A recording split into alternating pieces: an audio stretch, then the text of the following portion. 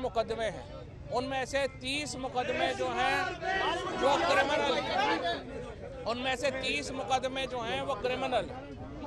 कोई ह्यूमनली किसी इंसान के लिए मुमकिन ही नहीं है कि वो रोज़ाना अदालतों के सामने इतने मुकदमों में पेश हो।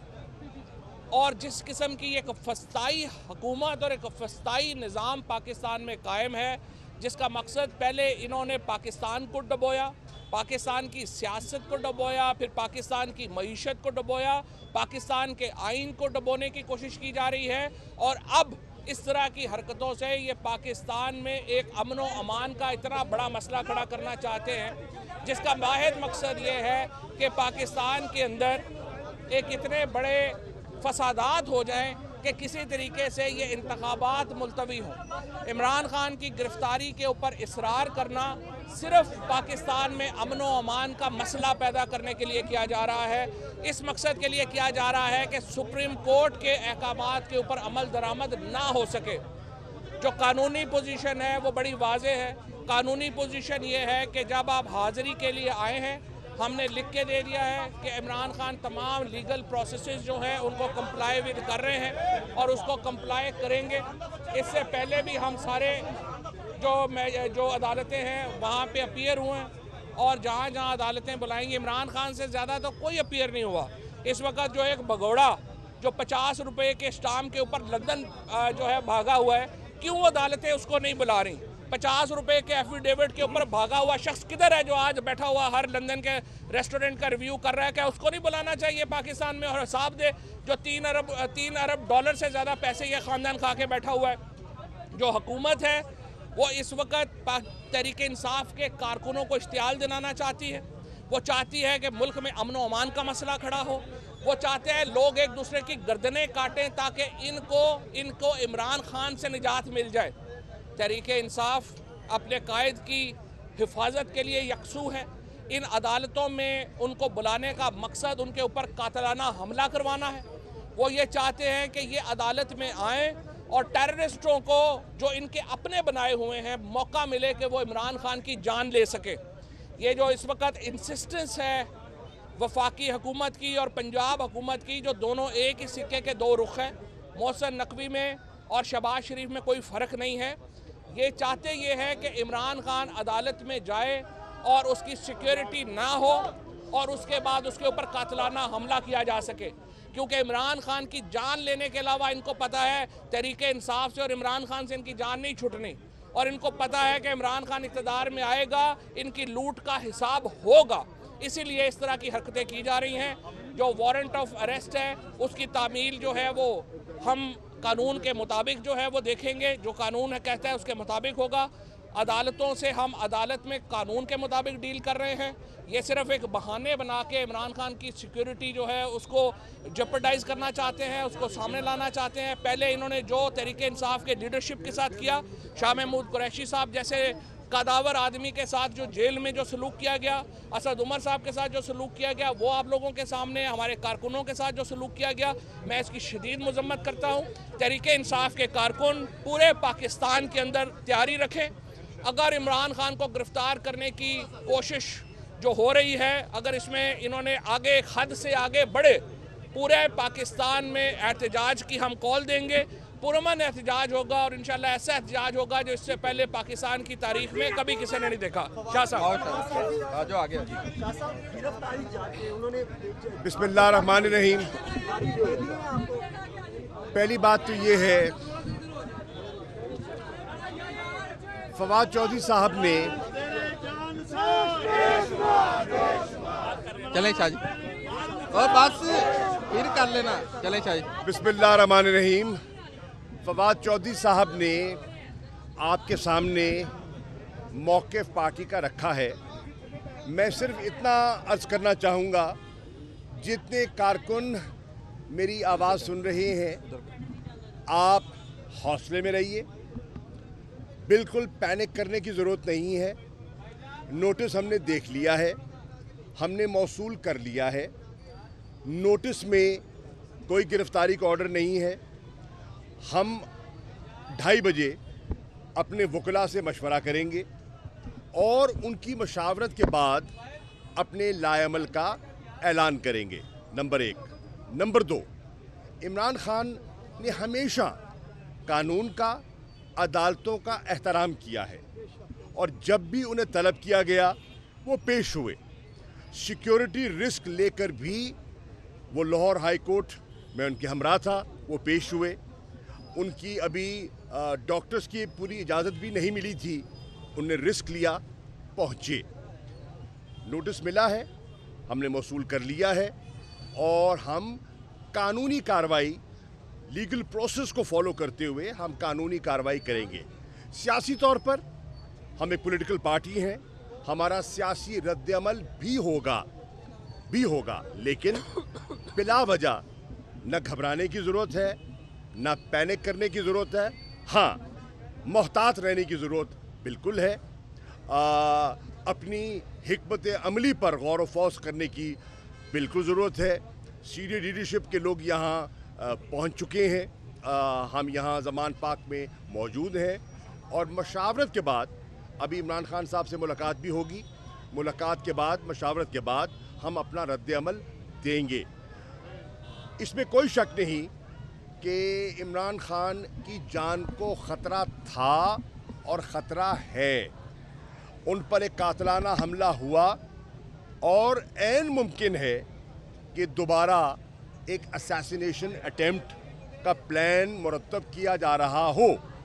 ये हमें ख़दशा ज़रूर है और हमने उस ख़दशे से अपने आप को और अपनी लीडरशिप को, अपने चेयरमैन को महफूज करने के लिए हमने अपना लाएमल मुरतब भी किया है। कल उन्होंने तकरीबन 70 अज़ला में वीडियो लिंक के ज़रिए अपना खिताब किया और पूरी कौम ने देखा कि इमरान खान के खिताब में कल जारियत नहीं थी। उनके खिताब में एक रिकन्सिलिएटरी टोन थी। उन्होंने यकजहती की बात की। उन्होंने कहा कि पाकिस्तान और पाकिस्तानी अवाम इस वक्त कर्ब और तकलीफ़ के आलम में हैं और मैं उनकी तकलीफ़ महसूस करते हुए अपनी ज़ाती तकलीफ़ को पसे पुश डाल रहा हूँ। मैं माफ़ करने के लिए तैयार हूँ उन लोगों ने जिन्होंने मुझ पर हमला किया। वो कहते हैं मैं सियासी कुट्टी का कायल नहीं हूँ, मैं सियासी गुफ्तगू के लिए भी तैयार हूँ। हम एक सियासी जमात हैं और सियासी जमात सियासी लायामल से नहीं कतराती। हाँ, हम ये नहीं कह सकते कि जिन्होंने मुल्क के ख़जाने को लूटा है वो पाकिस्तान का पैसा है, वो मेरा ज़ाती पैसा नहीं है। मैं कौन हूँ उसमें रियायत मैं बरतूँ, लेकिन मेरी कोई ज़ाती अना नहीं है, मेरी कोई ज़ाती दुश्मनी नहीं है और ना ही मैं दुश्मनी पालना चाहता हूँ। आज पाकिस्तान को पाकिस्तान के ज़ख्मों पर मरहम रखने की ज़रूरत है और उसमें नमक पाशी नहीं चाहिए।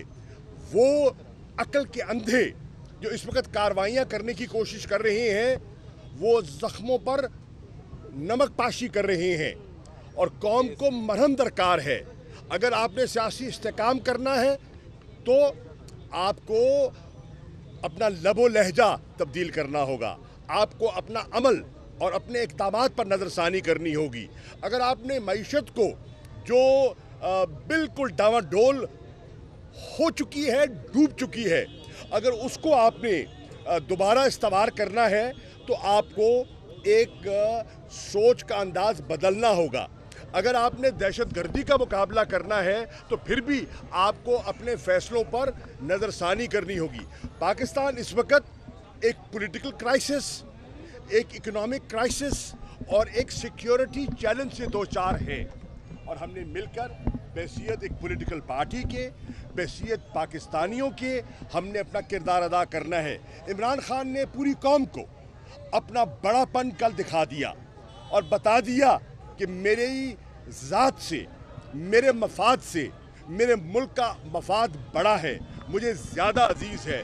इंशाअल्लाह इसी सोच को आगे बढ़ाते हुए हम कोशिश करेंगे कि अगर किसी में समझदारी है तो हम ब्रिज बिल्डिंग करने की कोशिश करें, बिल्कुल करना चाहेंगे, लेकिन अपने कोर प्रिंसिपल्स पर कॉम्प्रोमाइज़ हरगिज नहीं करेंगे।